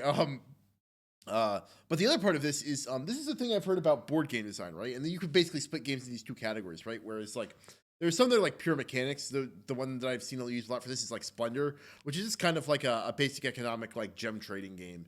But like if you stripped everything out, you wouldn't be able to tell what it is. But like there are a lot of games with like strong enough theming that like even if you stripped everything out, you could get an idea of what was happening. The one I usually hear used for this is Pandemic. Don't have a lot of experience with it. So I have to take it at face value. But the idea that like even if you stripped all those things out, if you like looked at the numbers, you would start to get a feeling for like what fantasy this was supposed to be encompassing. You could backwards kind of backwards pull that in. And I feel like Paradox games are pretty decent at that. Yeah, and I think about the times in a Paradox game, or like Factorio, which I was playing recently.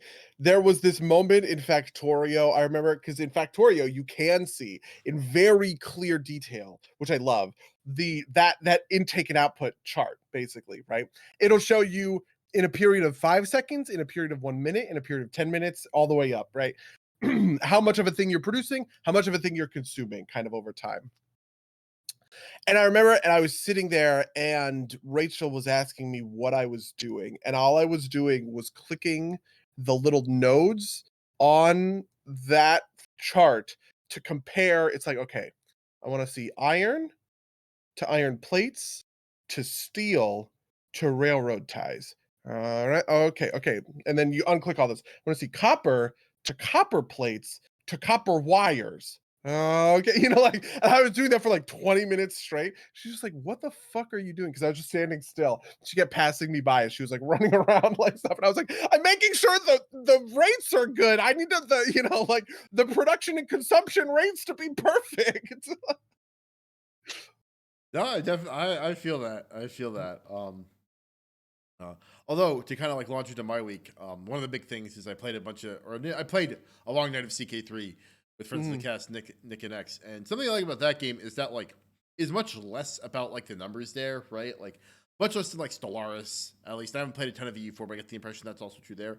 Is you can be like just fucked by like random stuff, and I think that's part of the joy of CK3, right? I know that frustrates for the cast Monic. I know that has frustrated out some of the people we play with, right? Like something will happen, you just be like, you have to build it all fucking back up again. But I think that's like the thing that makes it like fun, and the thing you really have to like accept if you're going to do a long run CK3 game.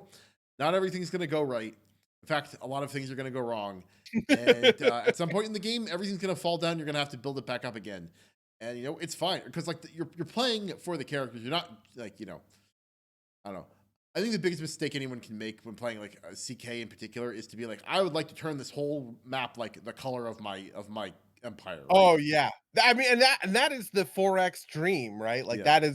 that's kind of like the fundamental appeal of playing a 4X game is you turn the map blue or whatever. Yeah. And I think it's much better to like kind of figure out like what you want this character to do and like kind of like make them lead that life and follow that, right? Like it's kind of like playing house but with like armies rather It's like than The Sims yeah, almost, yeah. A feels little bit, like. yeah. But it's like like your goal should be like, when I like something I want to do and I don't want to do this in a single player game because like I don't think this kind of objective is well suited to a multiplayer game. It's like, start in Scandinavia, migrate to the British Isles, and form the Dane Geld, which is um, or the Danelaw rather, Yeah.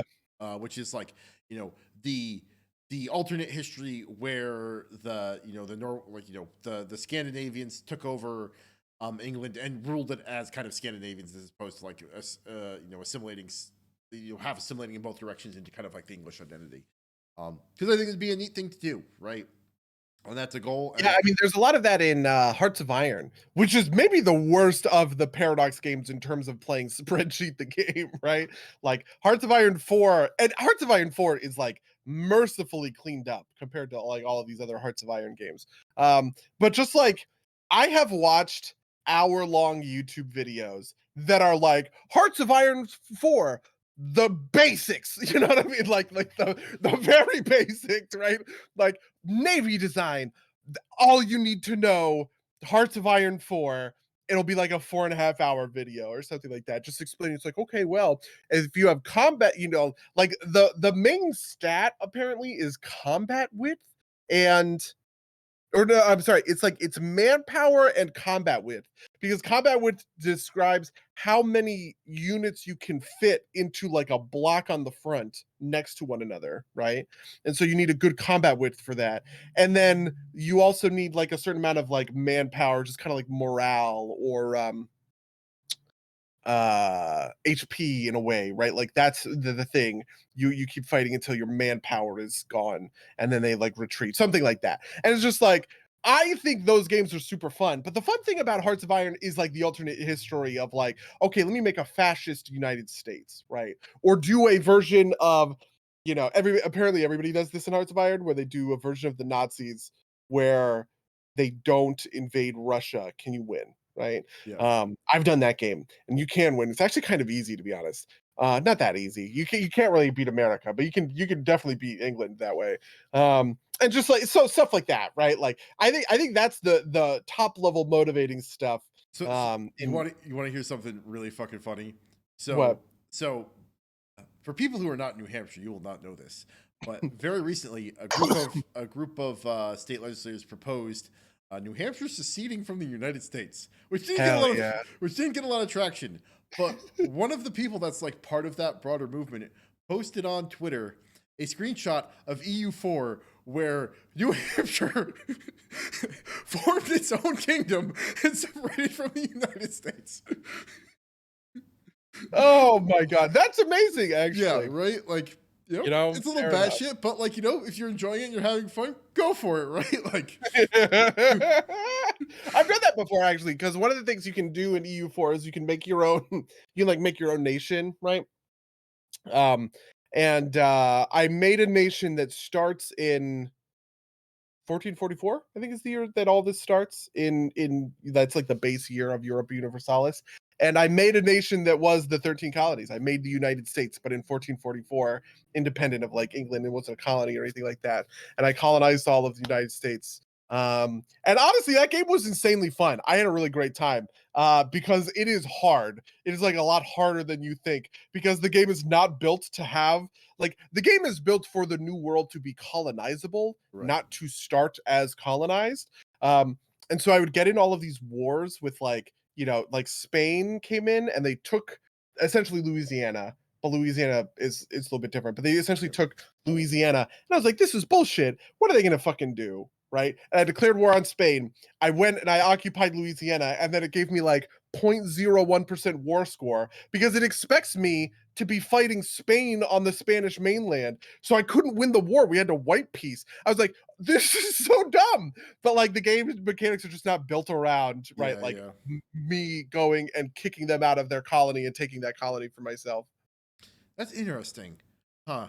No, because like this is kind of like that kind of mechanic makes more sense than kind of like the CK3 European kind of sense because like Yeah, you're well, never that it far makes from sense in Europe Universalis as you play it, because what it expects you to do is you're England, you see that they colonize Louisiana, and you go, "Hey, fuck you! I declare war on Spain," and I just send guys to Spain, and I start, capturing Spanish territory. I get enough war score, and they peace out, and I take Louisiana as part of the, like that's the core yeah, mechanic.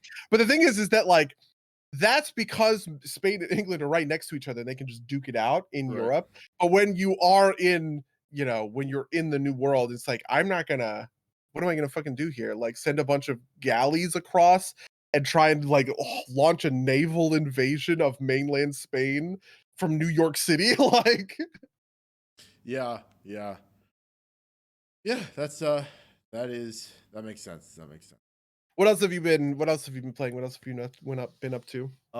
So only big new thing is last week I went and saw Belle, which is it's like an anime film that got translated and released over here.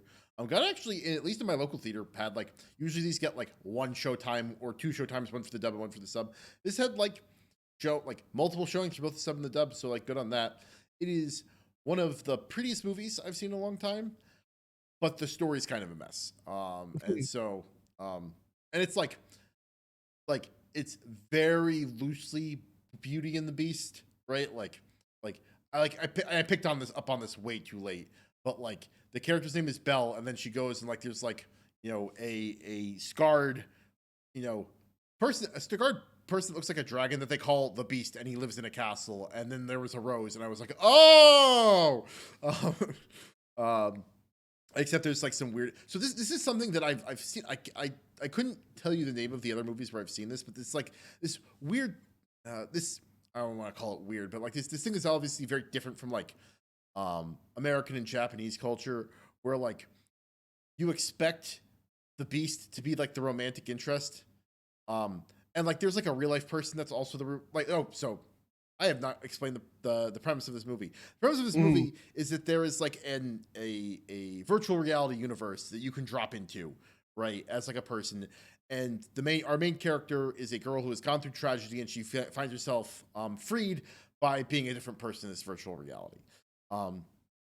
That's kind of interesting. I mean, it's an interesting concept, but I don't think it's executed on particularly well. It's kind of one note. It's like, she can't sing in the real world because of tragedy. She drops to the virtual universe and she can sing. That's about as deep as it gets. And so like there is a real world romantic interest and and kind of, and then there's the Beast in the game. And in my head, like my expectation is like, oh, the revelation is going to be that the Beast is the real world romantic interest, right? Like, and I feel like that's probably like a very American centric kind of like Hollywood centric way that would work out. And it's not. I mean, are you going to see this movie? Do you care about spoilers? I do not care. Spoil away, bud. Spoilers for Belle for any of you in the audience that do want to watch. It turns out the Beast is like a 14-year-old kid that's being abused by his father. It's like totally unrelated, right? And like then the plot shifts to like dealing with that, right? But it is, I could tell it was weird because they signposted it earlier in the movie, like one of this girl's like real world like she's in a choir, and like again the singing thing is like a big thing, but the she's in a choir, and one of like the older ladies in the choir was like, oh, when I was in high school, I like wrote a song for someone I was someone I fancied. Or when I was in high school, I was on an exchange program to Ohio in my senior year, and one of the other ladies says, "Oh, did anything ever come to it?" She's like, "No, he was in 8th grade," and it's like, what? And that's very obviously the thing where it's like kind of like there's obviously some romantic tension between Belle and the Beast, right? And it's like Belle is in high school. The Beast is 14 in real life, right? It's like I see what like you had to do, and it is resolves it's non-romantic, right? It's just kind of like Yeah. she and this is part of where like the story falls kind of apart, right? Like, like everybody's supporting her. She's like, oh, you have to go find the beast and save him or whatever, right? And like, there's like this big climactic scene where like, the ladies from the choir and like her high school friends are all there because like part of it is like she's a superstar in virtual reality, but no one knows. And so like, it's a whole big thing. And then she finds out because she lives in like the southern part of Japan, and like the beast lives in like Tokyo. And so the chorus ladies like drive her to the train station to go like face down this like abusive father, and she's like, a high school girl. And the choir ladies are like, should we have gone with her? And she's like, no, she has to do this on her own. It's like, what the fuck are you talking about? Like, and like, it all works out, right? Obviously it's a movie. But like, it's like all these, like, there's like so many moments in this movie where it's like, what the fuck is happening? Right? Like, but like I said, it was very, very, very, very pretty, right? Like, if you want to just kind of like sit down and like, I would not pay a lot of money to see this movie, if that makes sense. Like, I have an unlimited, I have like Regal Unlimited, which is like the Regal, infinite movie tickets thing. So I didn't feel bad about it, right? I paid my like 50 cents booking fee and went and saw the movie. And if it came to streaming, I'd watch it. It's, like I said, it's very pretty, but I don't think it's a particularly good movie. The only other thing I did with my week of any note is I played a bunch of Guilty Gear, which is not new, but like I just like really got into a groove. I was like, I just like ran sets on Saturday for like a while, and then like after dinner, I was like, maybe I should try like Monster Hunter Rise, which I bought on PC again because I already had it on the Switch. And I was like, I should probably get some usage out of this game I paid for, right? I went to like start it up, and then I saw that there was like a stream of a Canadian Guilty Gear tournament. I just sat and watched the fucking stream all night, which is a fun watch, right? Like, it's just like such a clean game. The online is so good, and I've just been having a ton of fun jamming on Guilty Gear. It's like for me, like at the best, like LOL at its high point was like me, like feeling good about like really like developing some sort of mastery about it, right? Like, and like and that producing wins. Guilty Gear is like in that space for me right now, right? Like I'm like motivated to go into training mode and like hone some combos, right, and make sure I got everything down, and then like running sets on the ladder, and like slowly, like I'm basically hover between floors 8 and 9 right now, which is like very towards the top of the ladder. It's nothing particularly special, but like it's just kind of like, yeah, I'm just kind of like in my groove here, playing my Potemkin, getting some throws off, doing some I just very recently got like my head around this is gonna be very technical, but like Potemkin's big move is the Potemkin Buster. He like picks you up and he brings you down to the ground, and it's like a big command throw, and it hurts a lot, right? If you do it right, when he lands after the damage is dealt, you can do a Roman cancel, which burns meter, and then you can extend that combo, right? Like, and it's honestly kind of disgusting, right? Like, you slam on the ground, you throw them up, and like you hit this button, and so they float in the air instead of hitting the ground, and then you just grab them out of the air and do like a second command grab with them. It's just like, oh, it's so good, right? And it's a super fun game. So that has been the big stuff with my weekend. Well, I guess that's about it. Yeah. We got a couple minutes left, so I wanted to get your take on it. How excited are you for 8-person multiplayer Total War 3? I forgot. Yes, that got announced this week. I am unreasonably hyped for 8-person. Honestly, I went up and down. The big thing that happened this week is they released like a real full beefy build of Total War Warhammer 3 to all of the Total War Warhammer streamers, right? There were a bunch of different content creators.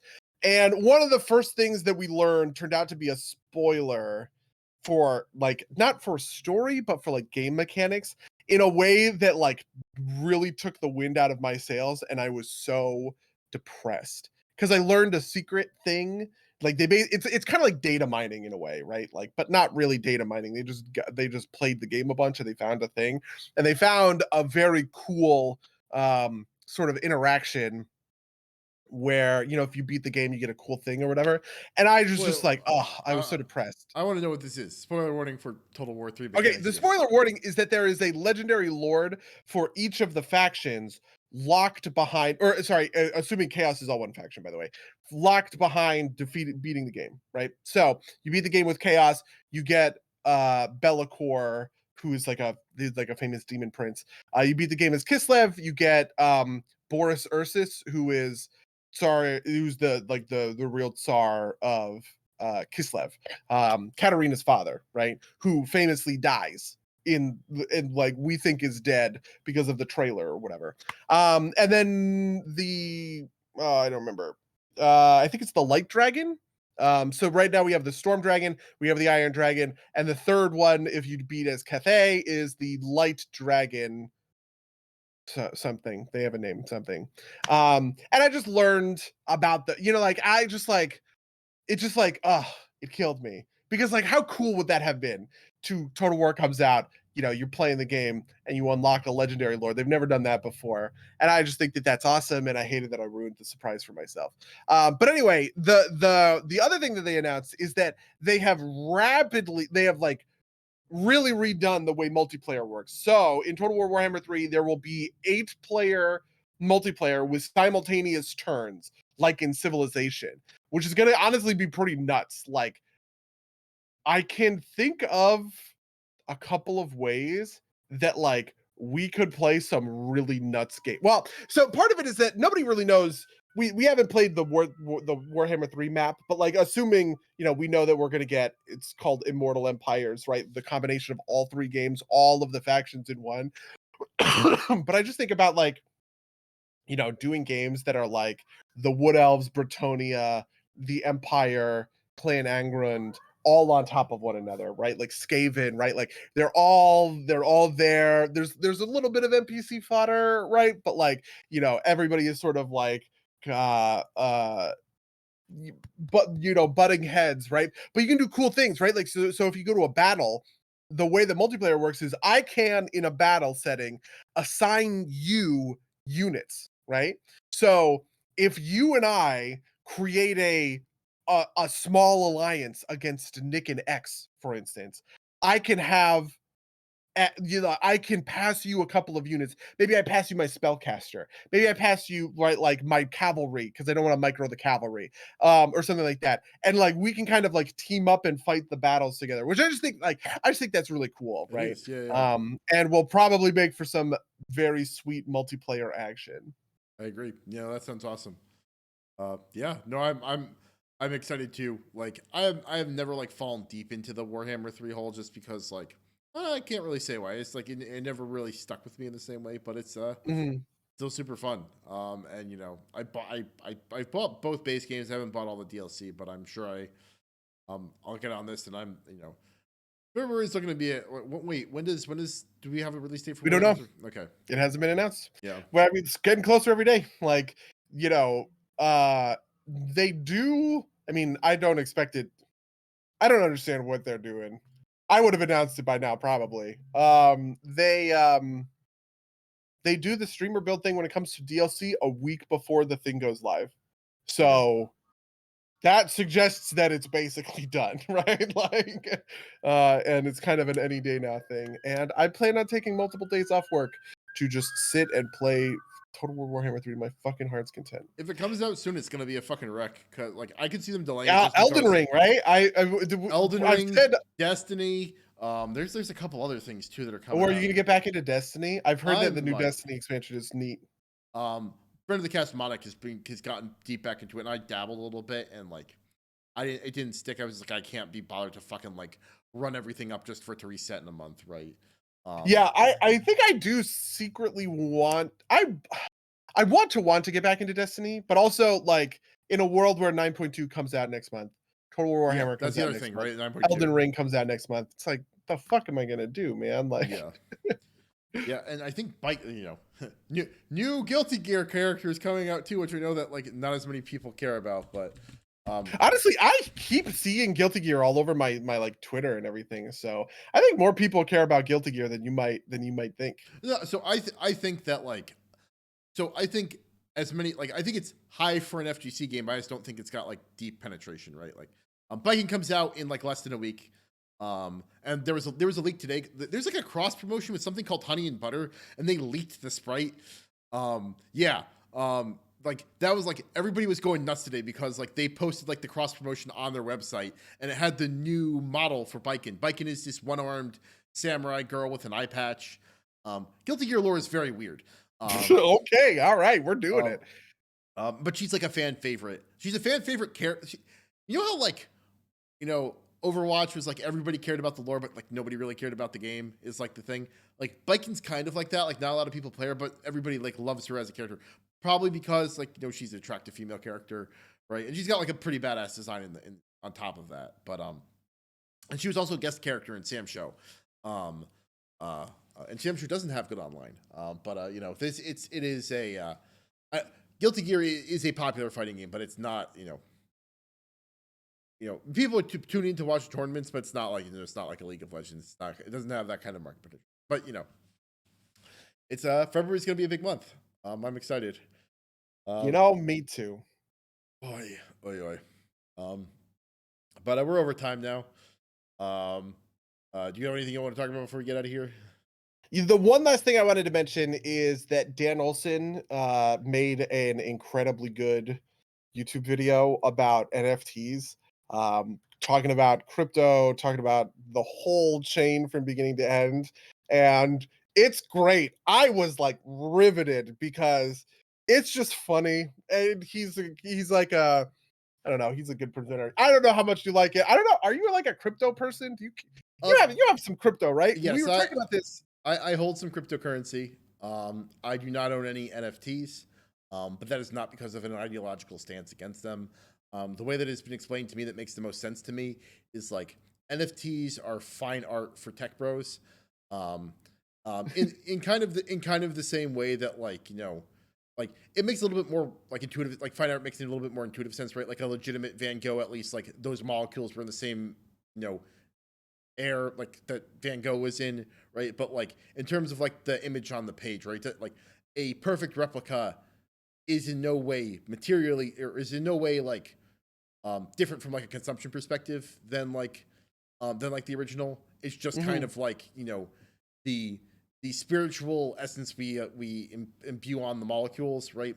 NFTs are kind of like that in that like we have marked this one as the true one, except it doesn't even have like the molecules, right? Like it's not even the same bits, right? So like, but like, and so like I get why people like why that's like kind of a shaving point for some people, but I also don't have a lot of respect for fine art, right? Like, my view, like NFT, like people are like, well, NFTs are used for like laundering money, and it's like, what do you think fine art's used for, right? Like that's like.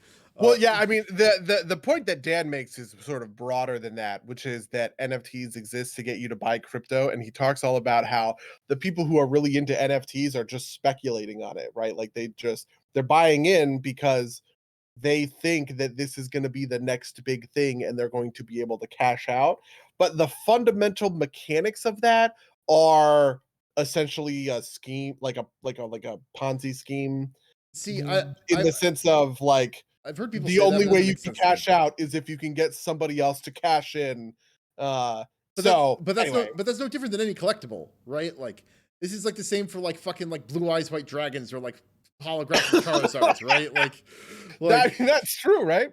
Right, and so like so that is my only objection to the characterization as a Ponzi scheme, right? Like maybe if I squint a little bit, I'll understand your point, but like no one uses that language to discuss any other collectible, even though it's fundamentally on the same footing. Yeah, I think it's that there are, I guess if I were to sell myself a Blue Eyes White Dragons all the time for $800 to drive up the price of Blue Eyes White Dragons, we would say that seems shifty. That's shady, right? Like that's unethical. But that is the kind of thing that NFT people who buy into an NFT project expect the project holders to do because they're explicitly speculating on the thing and they want them to drive up the value even if they're doing essentially a bump and dump. right? Sure. So I think that's really what it comes down to. You might not like the video because it is sort of ideological. Oh no, In I am sure, right? Like, yeah. I saw it was 2 hours long. I was like, I am not going to watch this, at least not now. I still haven't Uh, watched the 8 hours of Cyberpunk review that I wanted Fuck to me watch. neither, dude. Yeah, I never even finished Cyberpunk because I Yeah. just kind of didn't like it. Yeah, I kind of like, I heard a rumor that they were going to release another patch. And I was like, oh, maybe I'll wait, and then it didn't happen. So Yeah, GG, right? yeah. And in Toulouse, since we don't really have the structure in place to protect consumers from that, I don't know. I like there is like always a balance there about like how like so we're gonna get into like some like much kind of like deeper stuff than like we normally handle on this cast with this, but like there is like this like dividing line between like what we let normal consumers do in terms of all financial instruments, right? Like the amount you can invest in like a private endeavor is like very limited if you're not an accredited investor, and like that makes sense from a consumer perspective or consumer protection perspective at some level, but at another level that also means that the only people that can invest in these potentially very lucrative projects are people who are already very rich, right? So like it cuts both ways in that way, and I don't know. I guess ideally, as information becomes freer, right? Like you and I can learn a lot more about like trading stocks off of like fucking Investopedia, like our parents could, right? Like I do my own stock trading like lightly, right? And like that is easy, and I can do it with reasonably informed right now without having any specialized education. And I think at that point you can start to draw down those protections, but like that's a much more nuanced policy discussion that I think we're equipped to handle right now. Yep.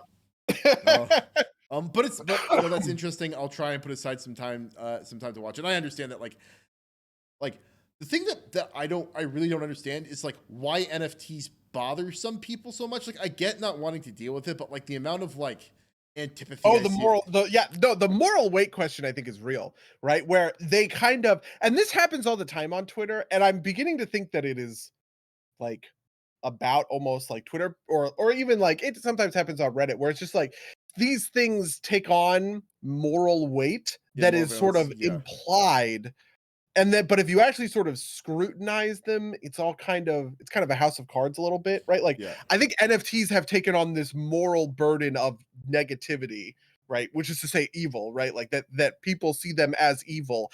But like if you were to go back and ask them to sort of prove the case, it's just sort of like I don't know.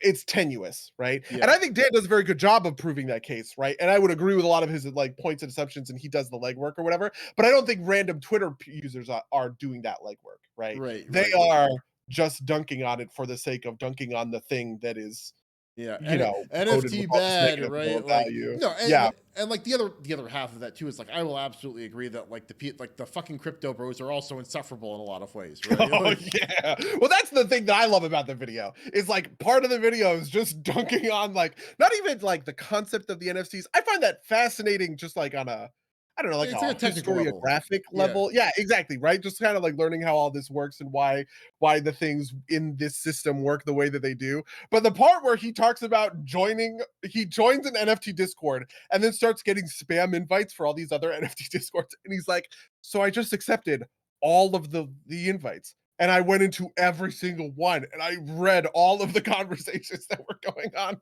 And it's just kind of like, at that point, it's like cringe reaction content, right? Like the unbearable cringe of NFT bros, essentially.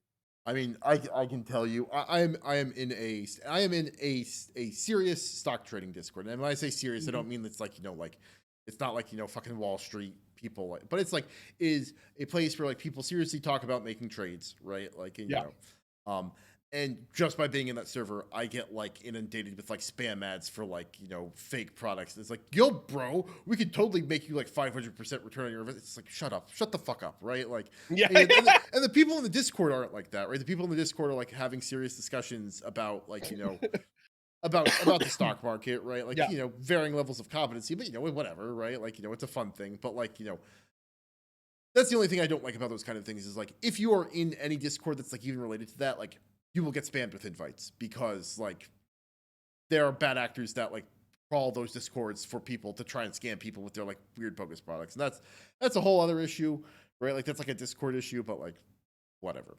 Anyway, we've gone way over time talking about fucking like crypto regulation. So I'm gonna wrap it up here.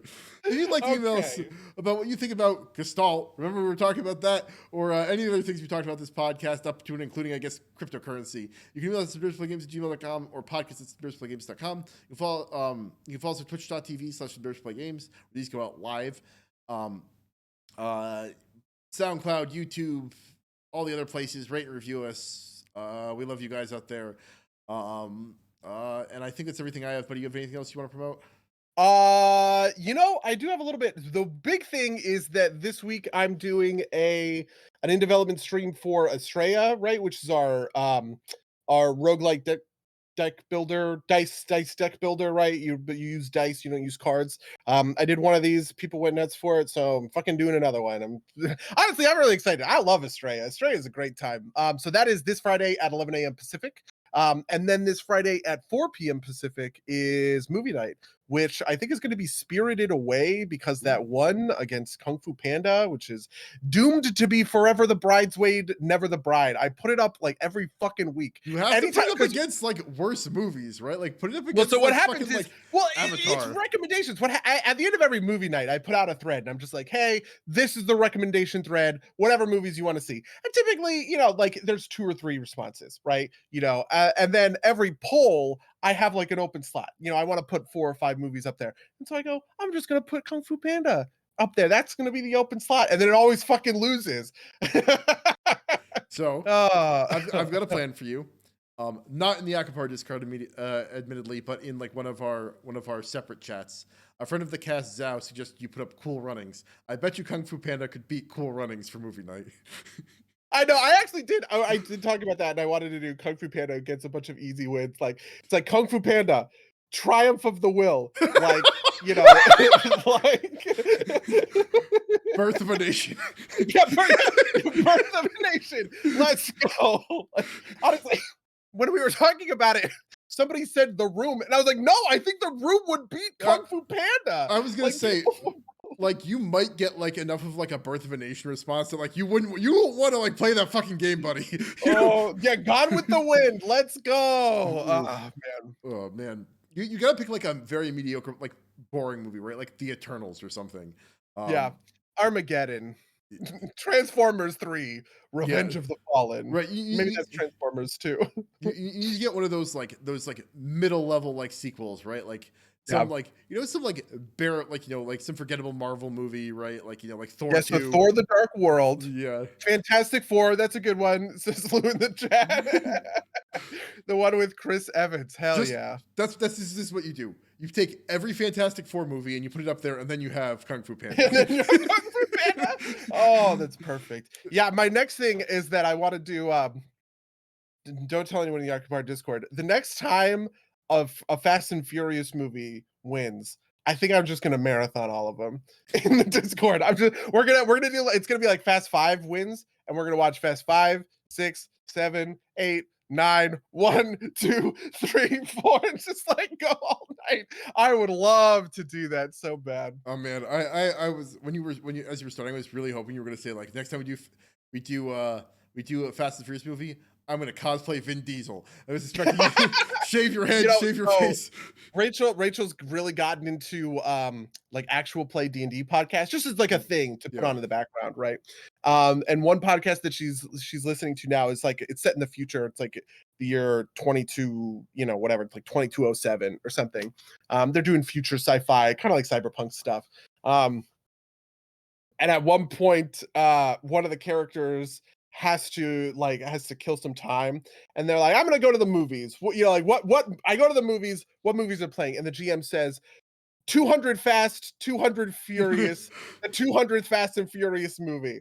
And then she's like, okay, I walk up to the guy at the ticket booth and I ask him, hey, what's the Fast and the Furious movie about? And the GM goes, it's about family. I just fucking died. I died laughing.